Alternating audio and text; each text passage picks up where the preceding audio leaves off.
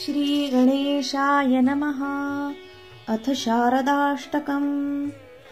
शैलसुता भवभाग्यविधात्री शारदचन्द्रकलावरदात्री सुन्दरपार्वणपालनकर्त्री दुर्गतिनाशिनी देवसुनेत्री कुङ्कुमचन्दनशीतलदेहा संस्कृतगन्धविलोलितगेहा दानवतारणमारणमाया हे परमेश्वरि शङ्करजाया नीलवलाहकशाङ्करदृष्टि भास्करभासुरमोहनसृष्टि पार्थिवभोगविशारदधारा मोक्षमहामुकुटोज्ज्वलहारा मृण्मयमोहिनि सुन्दरि नारी हे भवखण्डिनि जीवनधारी हैमधराधर राजसुपुत्री गौरवसौरभ वैभवदात्री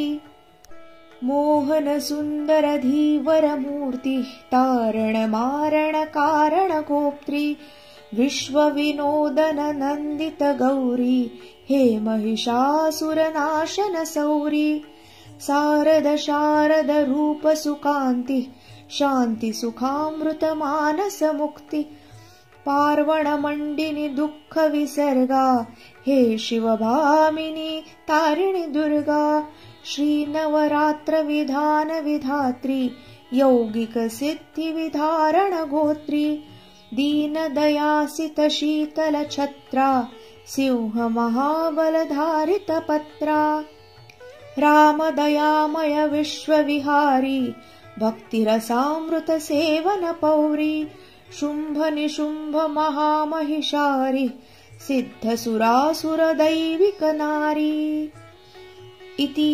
प्रदीप्तनन्दन शर्म विरचितं शारदाष्टकम्।